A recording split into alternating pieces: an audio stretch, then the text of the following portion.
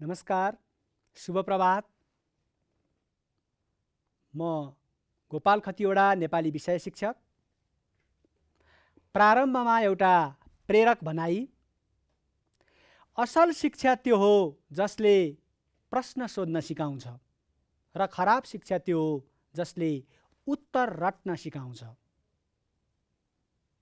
असल शिक्षा त्यो हो जसले प्रश्न सोध्न सिकाउँछ र खराब शिक्षा त्यो हो जसले उत्तर रट्न सिकाउँछ।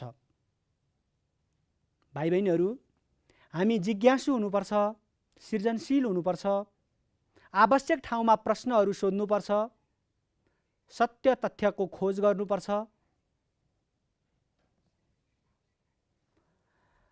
आज भाइ बहिनीहरूलाई म लेख्य चिन्ह, नेपाली भाषामा प्रयोग हुने विभिन्न चिन्हहरू, कस्ता कस्ता ठाउँमा कस्ता कस्ता चिन्हहरू प्रयोग गर्नुपर्छ, म लेख्य चिन्हसँग सम्बन्धित भएर आजको कक्षा अगाडि बढाउने छु।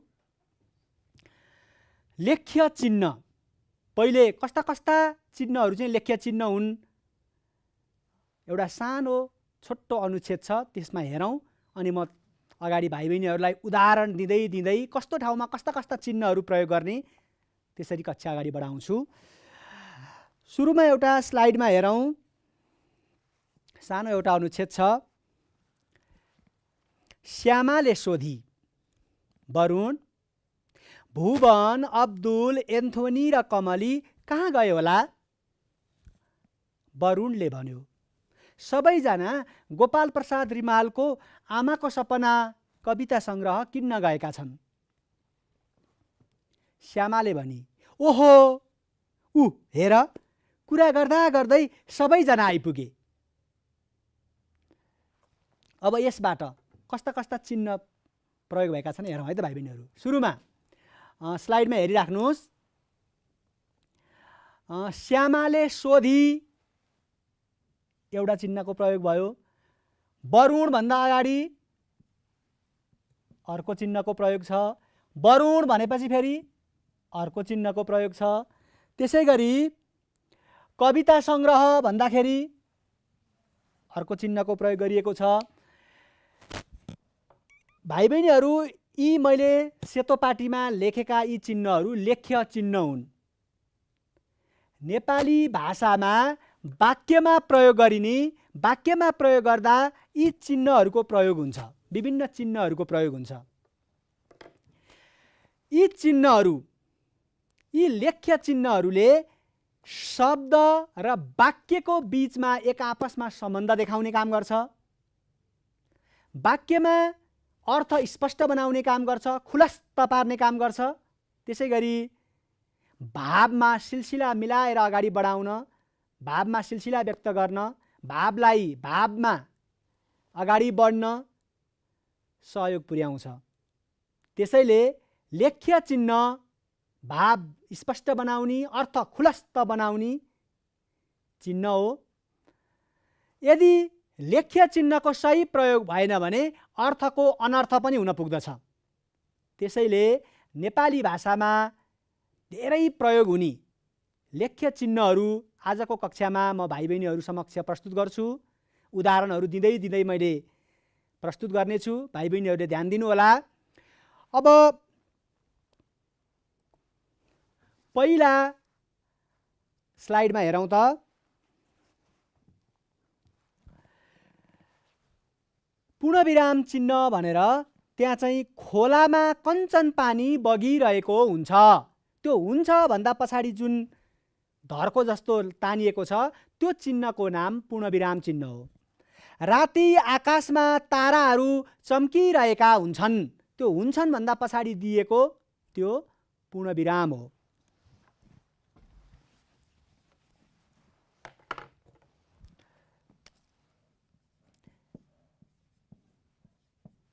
पूर्णविराम।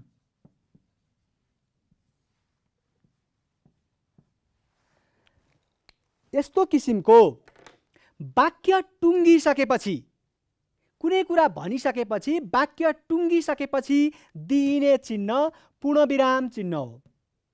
पूर्णविराम चिन्हले कुनै कुरा भनिसकियो, वाक्य टुङ्गियो भन्ने जानकारी दिन्छ। त्यसैले यस्तो अवस्थामा प्रयोग गरिने चिन्ह पूर्णविराम चिन्ह हो। सीता र गीता घर गए, पूर्णविराम। रामले सबैलाई मलाई सहयोग गरेकोमा धन्यवाद भन्यो, भनेपछिको चिन्ह पूर्णविराम। ए तिमीहरू सबैजना आफ्नो घर जाओ, त्यसभन्दा पछाडि प्रयोग हुने चिन्ह पूर्णविराम चिन्ह।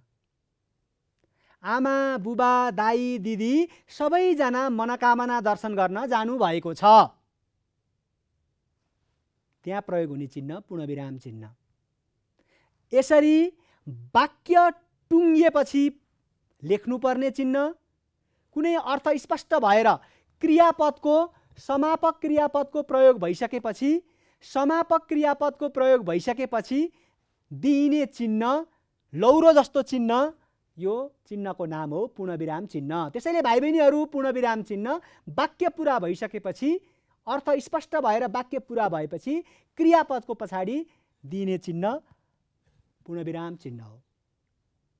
अब अर्को चिन्ह हेरौँ। तिमी के गर्दैछौ, त्योभन्दा पछाडि एउटा अर्को चिन्ह छ।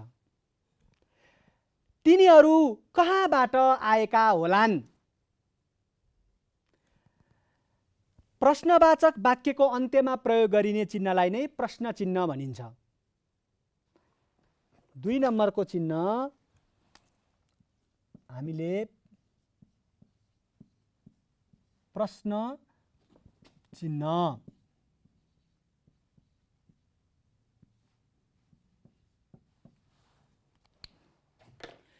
प्रश्न चिन्ह कुनै पनि उत्तरको अपेक्षा गरेर, कुनै पनि उत्तरको अपेक्षा गरेर प्रयोग गरिने, प्रश्न सोधिसकेपछि दिइने चिन्ह प्रश्न चिन्ह हो। राम तिमी कति कक्षामा पढ्छौ, प्रश्न चिन्ह। सीता तिमी आज कहाँ कहाँ गएकी थियौ, प्रश्नवाचक चिन्ह। सर मलाई यो विषय सिकाइदिनुहोस् न,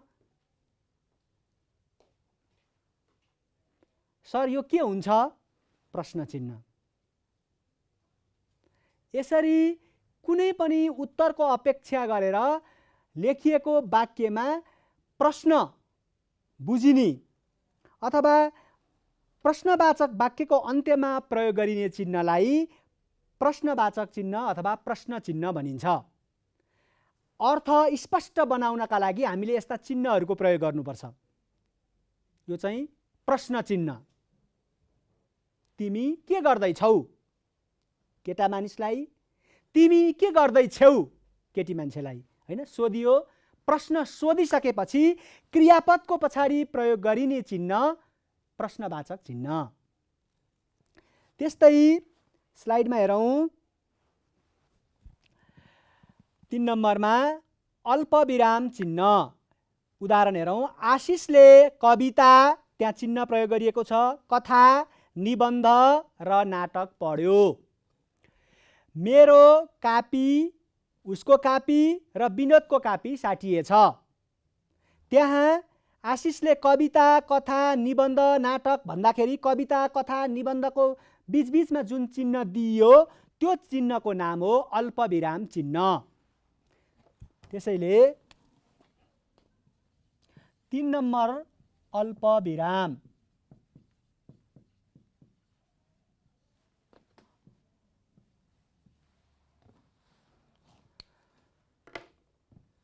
उस्तै एउटै खालका शब्दहरूको पुनरावृत्ति दोहोरिएमा, उस्तै खालका शब्दहरू क्रमैसँग आएमा ती शब्दहरूलाई छुट्याउनका लागि, त्यसै गरी कुनै पनि छोटो छोटो अडानका लागि, वाक्यमा आएका शब्दहरूको छोटो छोटो अडानका लागि प्रयोग गरिने, त्यो शब्दको छेउमा लेखिने चिन्हको नाम हो अल्पविराम चिन्ह। यो चिन्हलाई हामी अल्पविराम भन्छौँ। बढी कमा कमा भनेर प्रयोग गरिन्छ, तर यसको नेपाली शुद्ध नाम अल्पविराम चिन्ह हो। र यस्तो चिन्ह चाहिँ शब्दहरूलाई एक अर्काबाट छुट्याउनु पर्दा, छोटो अडान लिनु पर्दा यस्तो चिन्हको प्रयोग हुन्छ। राम, श्याम, हरि र गोपाल घर गए। राम, राम भन्दा पछाडि श्याम, हरि, गोपाल यो उस्तै उस्तै नामहरू भए। यिनीहरूलाई एउटा एउटा गरी छोटो अडान गर्नुपर्दा, यस्ता शब्दहरूको बुझाउनु पर्दा अथवा वाक्यमा प्रयोग गरेर लेख्दाखेरि दिइने चिन्हको नाम हो अल्पविराम चिन्ह। सेतो, रातो, कालो, हरियो सबै रङ मलाई मनपर्छ। अब ती सबैलाई कमा कमा अथवा त्यसको चाहिँ अल्पविराम चिन्ह दिँदै दिँदै लेखिनुपर्छ। अनि त्यसले प्रष्ट अर्थ स्पष्टसँग खुलस्त पार्न सक्छ। चिन्हले अर्थलाई खुलस्त पार्ने काम गर्छ। त्यसैले सही ठाउँमा सही तरिकाले लेख्य चिन्हहरूको प्रयोग गर्नुपर्छ। अब यसरी लेख्दाखेरि नाम नाम, विशेषण विशेषण, कतिपय ठाउँमा क्रियापद क्रियापद उस्तै उस्तै खाले शब्दहरू आउँदा ती शब्दहरूमा छोटो अडान, अडान भनेको रोकिने, छोटो अडान दिनुपर्दा अल्पविराम चिन्हको प्रयोग गरिन्छ। आशिषले कविता, कथा, निबन्ध र नाटक पढ्यो।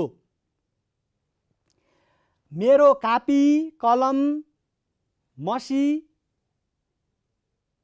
कहाँ राखिएको छ? हैन, त्यो अगाडिको अन्तिममा त प्रश्नवाचक आयो, तर त्यो अगाडिको जुन कमा कमा राखियो त्यो चाहिँ अल्पविराम चिन्ह भयो। अल्पविराम चिन्हको प्रयोग यसरी हामी वाक्यमा छोटो अडानका लागि अथवा प्रष्टसँग ती शब्दहरूलाई स्पष्टसँग अर्थ खुलस्त पार्नका लागि प्रयोग गर्न सक्छौँ। यो भयो अल्पविराम चिन्ह। भाइ बहिनीहरू, हामीले पूर्णविराम चिन्ह, प्रश्न चिन्ह र अल्पविराम चिन्ह हेरिसकेका छौँ। अब अर्को चिन्ह हेरौँ, अर्धविराम चिन्ह। जस्तै उदाहरण, तिमी सहर जाऊ, एकछिन घुम। त्यो अघिल्लोचोटि हामीले भर्खरै पढेको अल्पविराम जस्तो चिन्हको माथि थोप्लो दिएर लेखिने चिन्ह चाहिँ अर्धविराम। अल्पविराम पनि छ, तर अल्पविराम मात्रै छैन, अल्पविराम भन्दा माथि थोप्लो पनि छ। एकचोटि राम्रोसँग हेर्नुहोस् त स्लाइडमा। तिमी सहर जाऊ, एकछिन घुम, किताब पल्टाएर पढ, तिनीहरू खुबै मिल्थे, जङ्गलमा विहार गर्थे, शिकार खेल्थे। यस्तो वाक्यका बीचमा आउने उपवाक्यहरू, साना साना उपवाक्यहरू, वाक्यका सहयोगी वाक्यलाई उपवाक्य भनिन्छ। वाक्यभन्दा सानो, पदावलीभन्दा ठुला। ती उपवाक्यहरूको बीचमा प्रयोग गरिने चिन्हको नाम हो अर्धविराम चिन्ह। 4 मा अर्धविराम चिन्ह।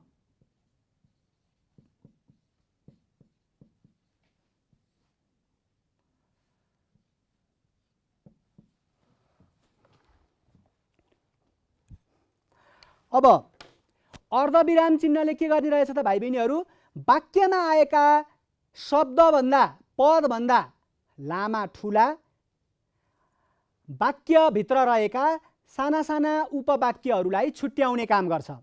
त्यसैले यसको काम भनेको विरामभन्दा कम अडानका लागि अर्धविराम चिन्हको प्रयोग गरिन्छ। तिमी गाउँ जाऊ, सबै आफन्तहरूलाई भेट र कोसेली पात लिएर आऊ। तिमी गाउँ जाऊ दियो, यस्तो चाहिँ सानो सानो उपवाक्यको रूपमा प्रयोग भयो। तिमी गाउँ जाऊ दिने चिन्ह चाहिँ के हो त? अब अर्धविराम। सबै आफन्तहरूलाई भेट, अर्धविराम चिन्ह, र कोसेली पात लिएर सहर आऊ, अन्तिममा मात्रै पूर्णविराम भयो। यसरी एउटा वाक्यका बीचमा रहेका उपवाक्यहरूलाई छुट्याउनु पर्दा प्रयोग गरिने चिन्हलाई अर्धविराम भनिन्छ। फरक छ है भाइ बहिनीहरू, अल्पविराम, अर्धविराम। शब्द शब्द छोटो अडानका लागि अल्पविराम, उपवाक्यहरू छुट्याउनु पर्दा वाक्यभित्र रहेका अर्धविराम। यसरी अर्धविराम चिन्ह अल्पविराम चिन्ह जस्तै हुन्छ, माथि थोप्लो, यो चाहिँ अर्धविराम चिन्ह। अब अर्को हेरौँ, स्लाइडमा हेरौँ, 5 नम्बर उद्गार चिन्ह। उदाहरण हेरौँ। कठै उसले दुःख पाएछ। अब्बुई कति सानो सुन्तला होला। यहाँ त्यो कठै भन्दा पछाडि एउटा पूर्णविराम जस्तै लौरो जस्तै तर त्यो लौरोको मुनि सानो थोप्लो भएको यो चिन्हको नाम हो उद्गार चिन्ह। अब्बुई त्यसको मुनि प्रयोग गरिएको यो चिन्ह पनि उद्गार चिन्ह हो। यसलाई विस्मय चिन्ह पनि भनिन्छ। अव्ययमा विस्मयादिबोधक, अव्ययका प्रकारहरूमा एउटा प्रकार विस्मयादिबोधक भन्छौँ हामी। त्यो विस्मय बुझाउने चिन्ह पनि भनिन्छ यसलाई उद्गार चिन्ह।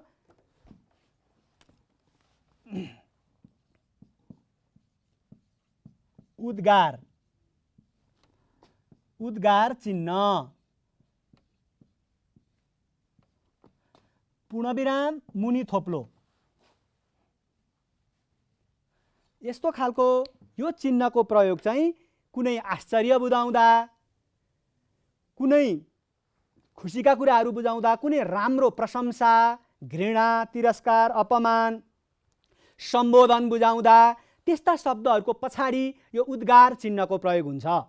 उद्गार चिन्ह कस्तो हुन्छ? पूर्णविरामको मुनि थोप्ला हुन्छ। हामीलाई सम्झिनको सजिलोका लागि हे भगवान सबैको रक्षा गर, हे भगवान सम्बोधन, हे भगवानको पछाडि लेखिने पूर्णविरामको मुनि थोप्ला, यहाँ नदेखिएको हुनसक्छ, यो चाहिँ थोप्ला, पूर्णविरामको मुनि थोप्ला दिएर लेखिएको यस्तो चिन्ह चाहिँ उद्गार चिन्ह। हे भगवान सबैको रक्षा गर, त्यहाँ प्रयोग गरिने यो चिन्ह उद्गार चिन्ह। आहा कति राम्रा फुलहरू फुलेछन्, आहा को पछाडि लेखिने चिन्ह यो चाहिँ उद्गार चिन्ह।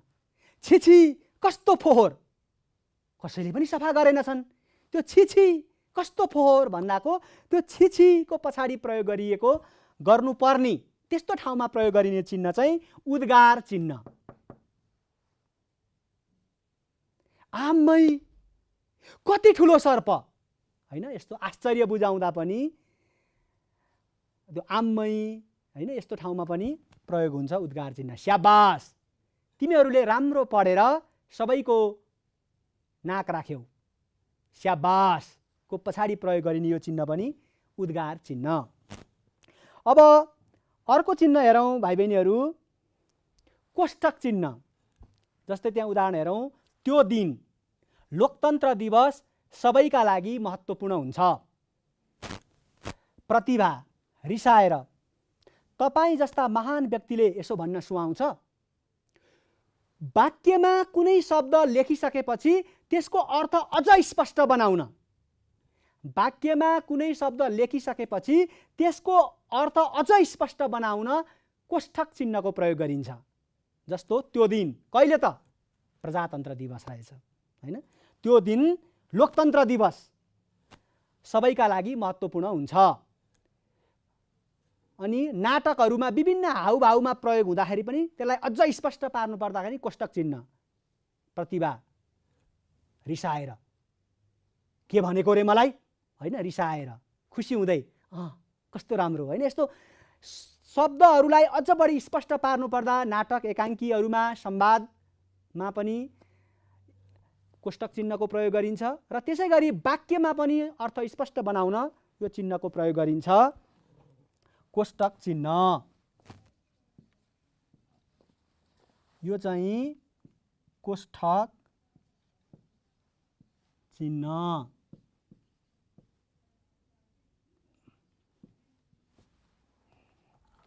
अब त्यसपछि अर्को 7 नम्बरमा हेरौँ, उद्धरण चिन्ह। उद्धरण चिन्हमा उसले भन्यो अथवा उसले मसान नाटक किन्यो। त्यो मसान भन्ने शब्दमा चाहिँ त्यसको टाउको टाउकोमा एउटा चिन्ह प्रयोग गरिएको छ। उसले मसान नाटक किन्यो।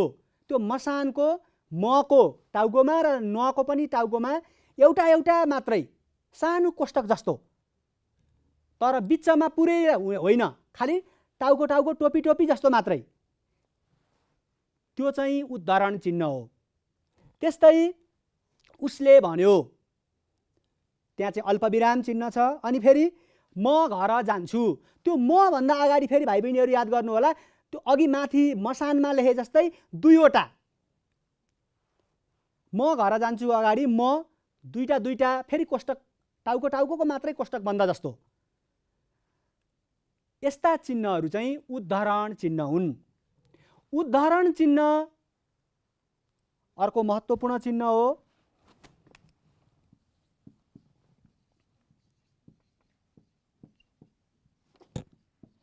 उद्धरण चिन्ह, उद्धरण चिन्ह कस्तो हुने रहेछ त?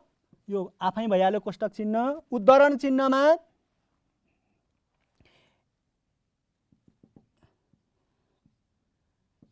अर्को चाहिँ एउटा प्रयोग गर्ने र दुईटा प्रयोग गर्ने। अब कस्तो ठाउँमा कस्तो प्रयोग गरिन्छ त भन्दा कुनै पनि शब्दलाई विशेष जोड दिनु पर्यो भने यस्तो एउटा मात्रै चिन्ह प्रयोग गर्नुपर्छ, उद्धरण चिन्ह। उद्धरण चिन्ह पनि दुई किसिमका हुन्छन्। एउटा मात्रै प्रयोग गरियो भने प्रयोग गर्नुपर्ने चाहिँ उद्धरण चिन्ह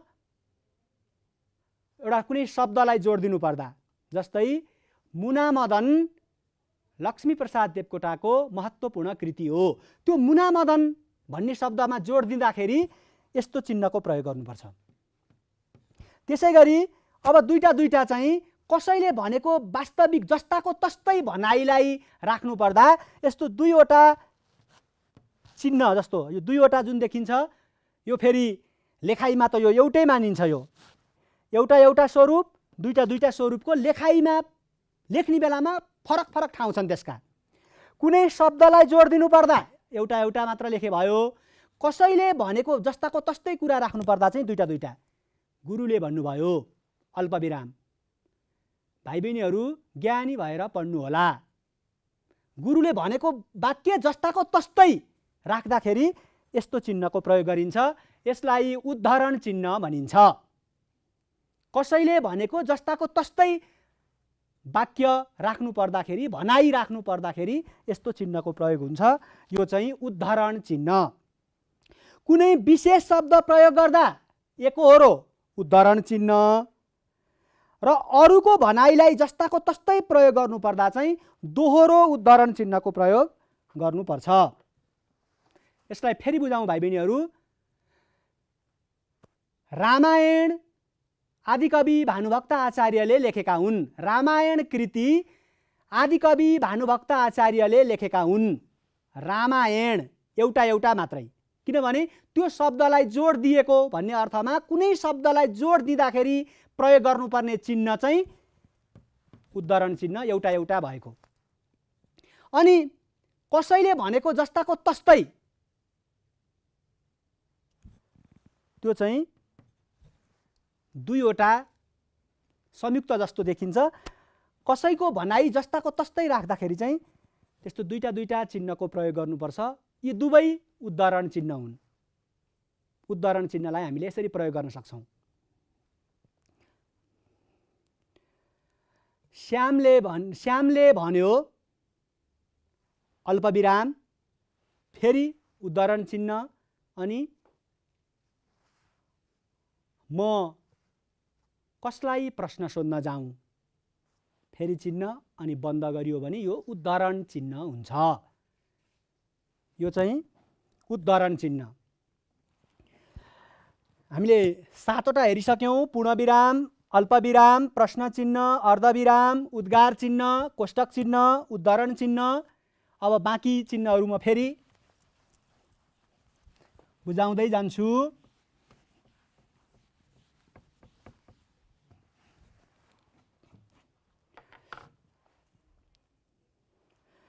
अब स्लाइडमा हेरौँ।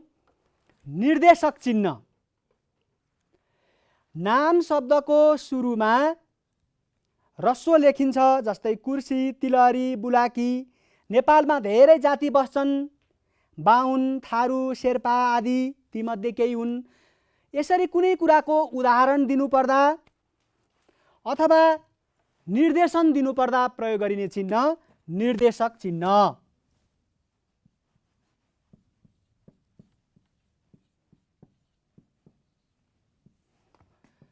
निर्देशक चिन्ह।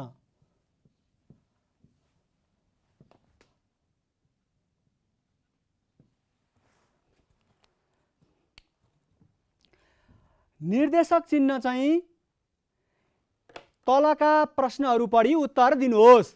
निर्देशन दिँदा पनि प्रयोग गरिन्छ। त्यस्तै काठमाडौँमा धेरै मन्दिरहरू छन्। तीमध्ये पशुपतिनाथ, गुहेश्वरी, दक्षिणकाली, बुढा नीलकण्ठ आदि हुन्। त्यस्तो बेलामा प्रयोग गरिने यो चिन्ह चाहिँ निर्देशक चिन्ह। अर्को हुन्छ योजक चिन्ह। स्लाइडमा हेर्नुस् त। उनीहरू एक अर्कालाई विश्वास गर्छन्। त्यो एक र अर्काको बीचमा जुन ड्यास जस्तो चिन्ह दियो त्यसको नाम हो योजक। उसले दोषमुक्त हुने प्रयास गर्यो। यसरी कुनै शब्दको बीचमा जोड्नका लागि प्रयोग गरिने अथवा लेख्दै जाँदा वाक्यको अन्तिममा ठाउँ भएन र तल्लो हरफमा लेख्नु पर्दाखेरि त्यहाँ दिइने चिन्ह चाहिँ योजक चिन्ह। 9 मा योजक चिन्ह।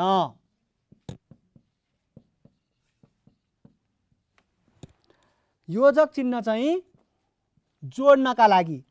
दाल भात र डुकु स्वास्थ्यका लागि राम्रो छ। दाल ड्यास भात र डुकु अथवा भात दाल भात डुकु यस्तो बीचबीचमा यस्तो चिन्ह दिइयो भने यसले चाहिँ त्यो जोड्ने शब्द जोड्ने अथवा रामले श्याम अब हरफ सकियो भने श्याम ड्यास अनि तल्लो हरफमा लाई रामले श्याम लाई तल्लो हरफमा माथिल्लोमा अटेन एउटा शब्द नअटेर त्यसको चाहिँ त्योसँग जोडिएको विभिन्न प्रत्ययहरू विभिन्न चाहिँ बहुवचन बुझाउने शब्दहरू त्यस्ता चाहिँ लेखियो भने लेख्नुपर्ने अथवा त्यहाँ प्रयोग गर्नुपर्ने चिन्ह चाहिँ योजक चिन्ह हो। योजक चिन्हले जोड्ने काम गर्छ। अब अर्को हुन्छ संक्षेप चिन्ह। गाविस त्यसै गरी प्रधान अध्यापक भन्नु पर्दाखेरि थोप्ला प्रधान अध्यापक। काम नपा काठमाडौँ महानगरपालिकालाई छोटकरीमा लेख्नु पर्दा त जुन थोप्लो दिएर लेखिन्छ हैन, जिल्ला विकास समिति जीविस यसरी डट गरेर लेखिने यस्तो चिन्हलाई चाहिँ संक्षेप चिन्ह भनिन्छ। भाइ बहिनीहरू अदु अख्तियार दुरुपयोग अनुसन्धान आयोग, जसी साकेली जनक शिक्षा सामग्री केन्द्र लिमिटेड त्यो डट थोप्ला गरेर लेखिने त्यो चिन्ह चाहिँ संक्षेप चिन्ह। त्यस्तै भाइ बहिनीहरू तिर्यक विराम अर्को चिन्ह हुन्छ विकल्पमा लेख्ने। तपाईँ वहाँ जानुहुन्छ यस्तो जुन चिन्ह छ 10 मा हामीले संक्षेप चिन्ह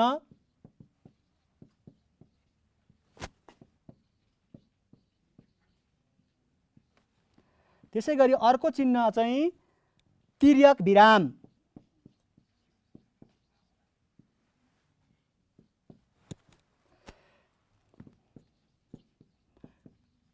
तिर्यक विराम चाहिँ विकल्पमा लेख्ने। तिर्यक विराममा चाहिँ तिमी खेल्छौ केटा मान्छेलाई खेल्छौ केटी मान्छेलाई तिमी खेल्छौ यसरी विकल्पले दुईवटा विकल्प दिएर दुवै विकल्प सँगसँगै राखेर लेख्नु पर्दा प्रयोग गरिने चिन्ह चाहिँ तिर्यक विराम। यस्तो विरामको प्रयोग गर्न सकिन्छ। अब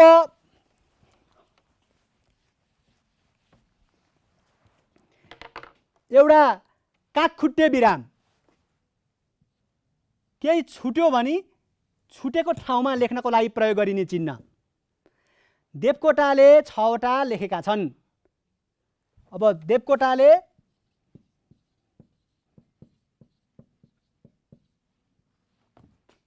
छवटा लेखेका छन्।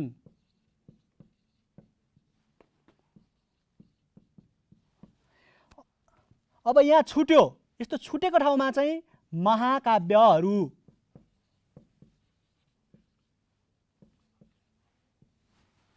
देवकोटाले 6 वटा महाकाव्यहरू लेखेका छन्। यो जुन चिन्ह छ यो पनि अर्को लेख्य चिन्ह हो। भाइ बहिनीहरू आज मैले केही महत्त्वपूर्ण नेपाली भाषामा वाक्यहरू लेख्दाखेरि त्यसलाई अर्थ स्पष्ट बनाउनका लागि आवश्यक पर्ने केही महत्त्वपूर्ण चिन्हहरूका बारेमा भाइ बहिनीहरूलाई यहाँ प्रस्तुत गरेँ। यी चिन्हहरूलाई ख्याल गर्नुहोला, ध्यान दिनुहोला, किनभने चिन्हको सही प्रयोगले नै वाक्यले सही अर्थ दिन्छ। यी चिन्हहरू कस्तो ठाउँमा कस्तो प्रयोग भएको छ भन्ने कुरा विशेष ख्याल गर्दै जानुपर्छ हामीले, अनि भाषा हाम्रो लेखाइलाई शुद्ध बनाउन सक्छौँ। यी कुराहरू ख्याल गर्नुहोला। आजका लागि समय सकिएको छ, फेरि अर्को कक्षामा भेट हुने नै छ। आजको दिन भाइ बहिनीहरूको शुभ रहोस्। मलाई बिदा दिनुहोस्। नमस्कार।